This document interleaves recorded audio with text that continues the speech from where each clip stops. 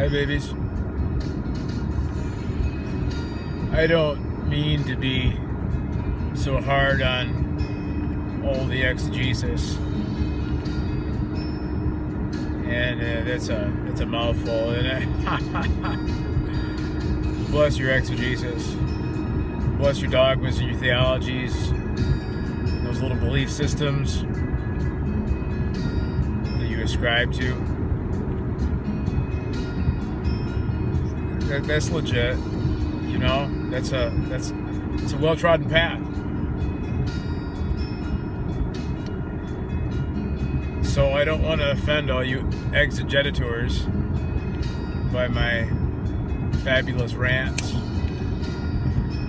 but I stepped outside some lines, bought myself a coloring book, and my Crayolas aren't staying inside the black lines anymore, babies.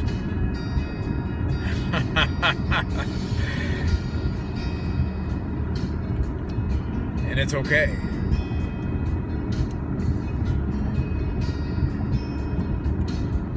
All things are possible with God.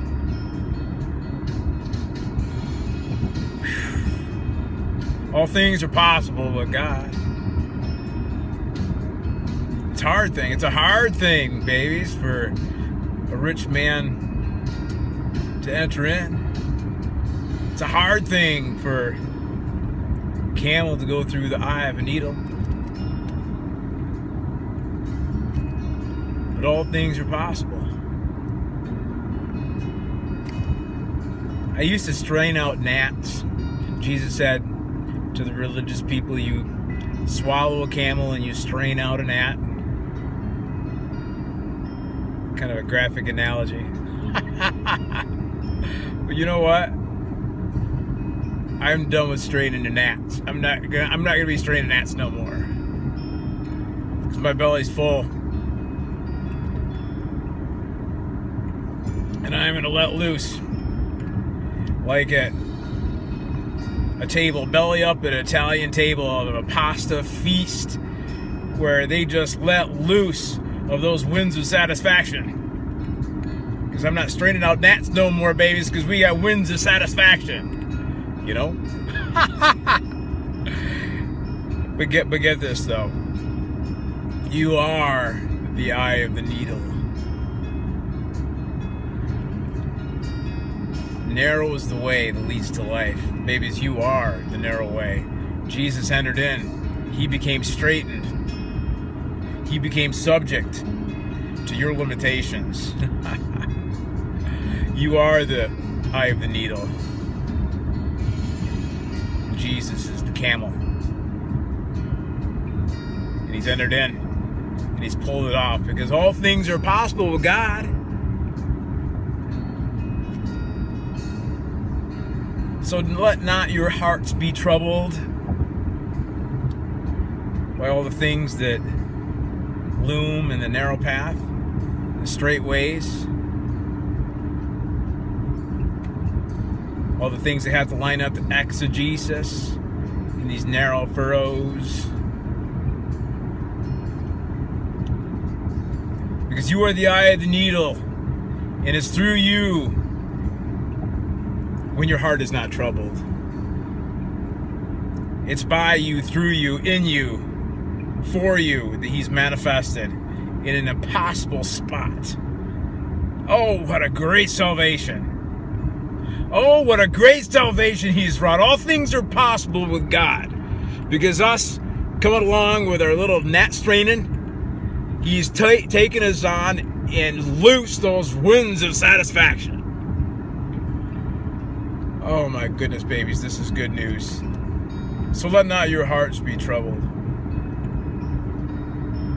Even if you veer across the lines, even if you become vexed in your minds with all kinds of cognitive dissonance. Cognitive dissonance. Cognitive dissonance. That just means things don't add up. And you got some mental fudge because things don't add up.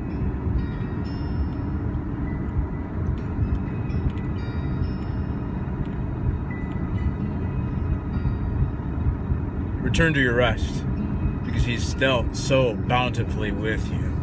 Let all things inwardly be completely at peace. Peace he leaves with you.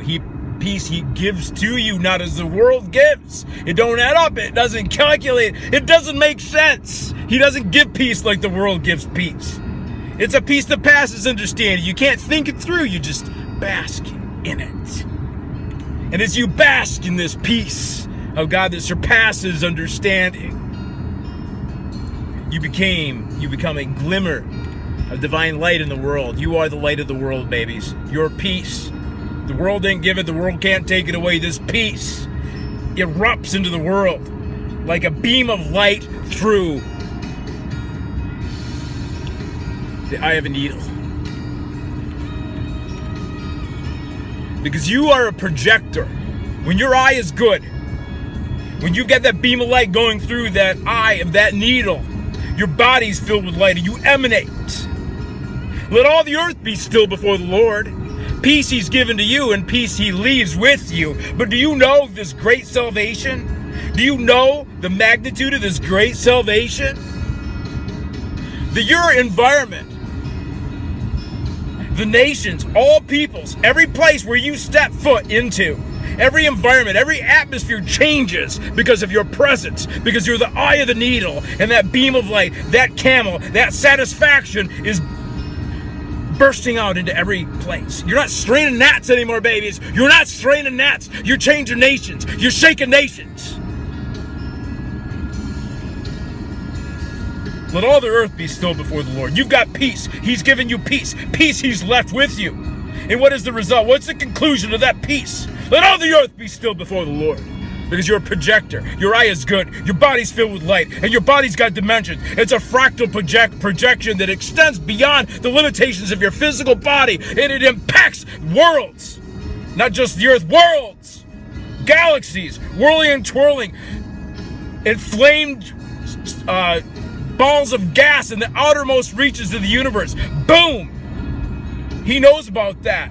And that's not beyond the scope of your dimensions, because this beam of light that shines through the eye of the needle, despise not the day of small beginnings, babies. Despise not that narrow path.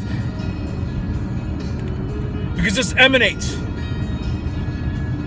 And the wild ride don't stop. You shoot a particle at the speed of light from Earth. You launch a spacecraft into the void of space. It's not stopping. It's not stopping. It's going out. It's discovering. So let all the earth be still before the Lord.